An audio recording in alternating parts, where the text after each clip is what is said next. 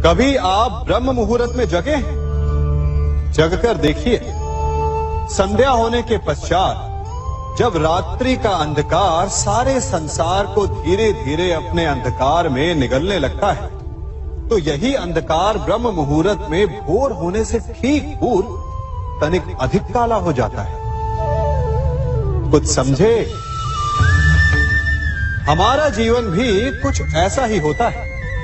जब हमारे जीवन की समस्याएं अपने अंत पर होती है, तो यही समस्याएं एक भीषण रूप लेकर हमारे समक्ष प्रस्तुत हो जाती है और ऐसे परिस्थिति में अधिकतर लोग हार मान जाते हैं, भय खा जाते हैं। परंतु यदि आप हार न माने, भय न खाएं, दृढ़ रहें, निरंतर आगे बढ़ते रहें, तो प्रकाश के रूप में हमारा स्वागत करने के लिए सूर्य उदय सदा हमारे समक्ष प्रस्तुत रहेगा।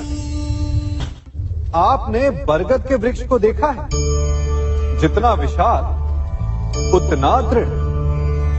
पतझड़ में वो सूख जाते हैं, परंतु दुर्बल नहीं होते, टूटकर गिरते नहीं। और उसके विपरीत दलदल में उपजे वृक्षों को देखिए, वो दिखने में तो बड़े होते हैं, पतझड़ आए या शीत सदा हरे भरे होते हैं, परंतु इतने दुर्बल होते हैं कि जल धारा के हल्के से वेग से वो गिर जाते हैं।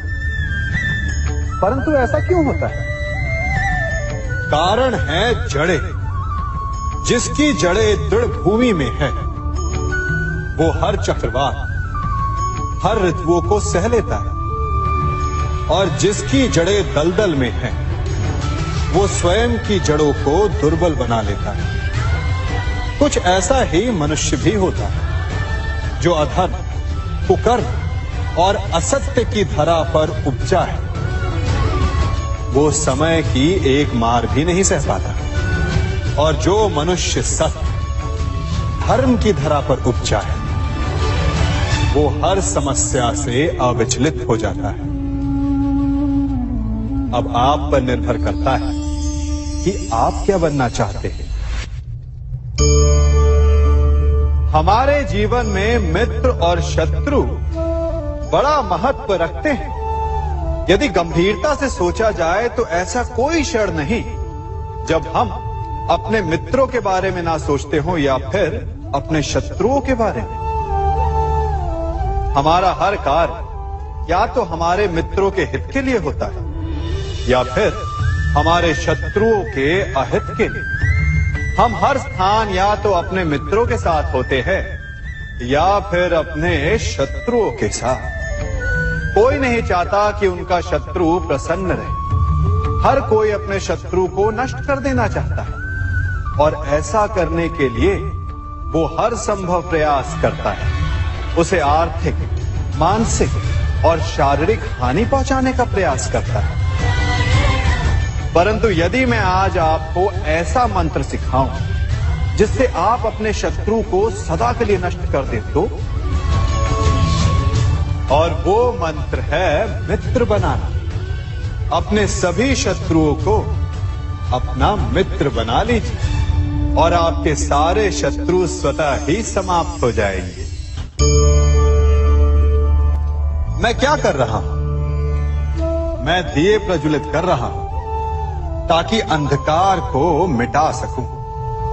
अब आप कहेंगे कि इसमें कौन सी बड़ी बात है ना? परंतु इसमें महत्वपूर्ण बात समझने के लिए यह है कि मैं क्या नहीं कर रहा हूं, और मैं अंधकार नहीं कर रहा हूं। क्योंकि अंधकार को मिटाने के लिए प्रकाश का अस्त्र तो उठाना ही पड़ता है। बुराई को बुराई से नहीं, अच्छाई से जीता जाता है। अन्याय को अन्याय से नहीं, न्याय से लड़ा जाता है। क्रोध को क्रोध से नहीं, क्षमा का साथ लेना होता है। ठीक उसी प्रकार एक लोहा लोहे को काटता है, परंतु एक ठंडा लोहा ही गर्म लोहे को काट सकता है। इसलिए यदि आपको अपने जीवन में विजयी होना है तो अपने शस्त्रों को, अपने अस्त्रों को सोच समझ कर उठाइए, क्योंकि एक अनुचित सोच परिणाम पर भारी प्रभाव डाल सकती है। आप सब सोच रहे होंगे कि ये क्या मैं करने लगा। मैं इस पौधे को जड़ से उखाड़ रहा हूं। आश्चर्य हो रहा है ना कि एक पौधे को उखाड़ना या काटना ना केवल एक अपराध है अपितु पाप भी है। तो फिर मुझे ऐसा करने की क्या आवश्यकता पड़ गई? क्योंकि कई बार विनाश ही सृजन तक पहुंचाता है। यदि नया भवन बनाना हो तो पुराने भवन को गिराना पड़ता है। व्यवस्था को परिवर्तित करने के लिए क्रांति लानी पड़ती है। और उसी प्रकार यदि किसी वृक्ष या किसी पौधे की जड़ों में घुन लग जाए या उसका मूल सड़ जाए तो उसे जड़ से उखाड़ देना ही श्रेयस्कर होता है, ताकि उस स्थल पर नए पौधे उपज सके। युद्ध करना पर्याय नहीं, परंतु कभी कभी शांति के लिए युद्ध करना आवश्यक हो जाता है। संसार में सबसे श्रेष्ठ क्या है? फूल या कांटे, प्रेम या घृणा, संपन्नता या दरिद्रता, मित्र या शत्रु? बताइए। अब आप भी कहेंगे कि भला ये कोई पूछने की बात हुई? अवश्य, फूल, प्रेम, संपन्नता और मित्र ही श्रेष्ठ है। परंतु क्या आपने अपने जीवन में कभी सोचा है कि हर एक भाव, हर एक वस्तु, हर एक घटना का एक गुण धर्म होता है? त्वचा पर जलन करने वाले फूलों से अधिक श्रेष्ठ वो कांटे हैं जिनसे आप अपने घर की बाढ़ बनाते हैं ताकि वन्य पशु आपके भीतर ना आ सके। वो प्रेम श्रेष्ठ नहीं जो आपको अंधा, लोभी, पक्षपाती बनाता। वो घृणा श्रेष्ठ है जो आपको नया मार्ग दिखा दे। वो संपन्नता श्रेष्ठ नहीं जो आपको कृपण बना दे, मद्दांध बना दे।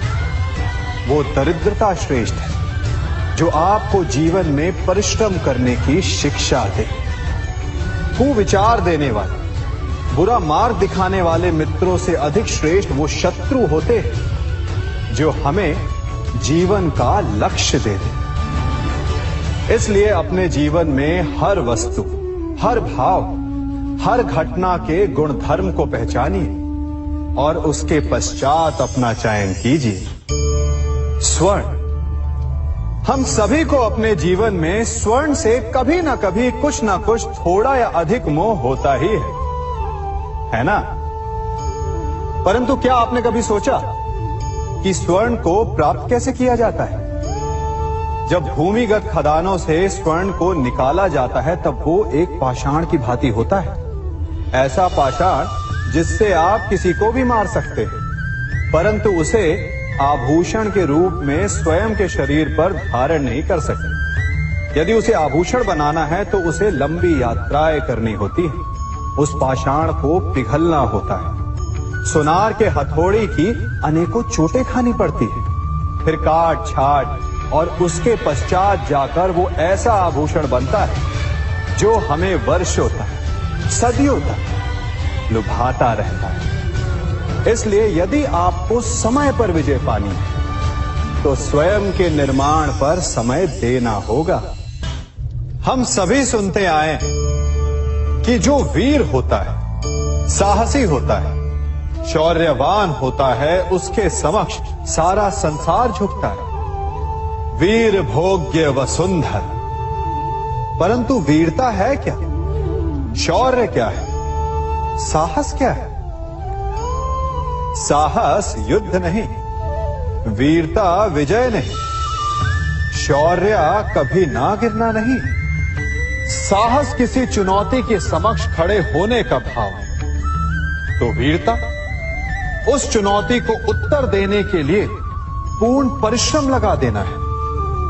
और शौर्य का अर्थ है गिरकर फिर से उठने का साहस रखना, बार बार प्रहार करके वीरता दिखाना, निरंतर प्रयास करते रहना, निरंतर परिश्रम करते रहना।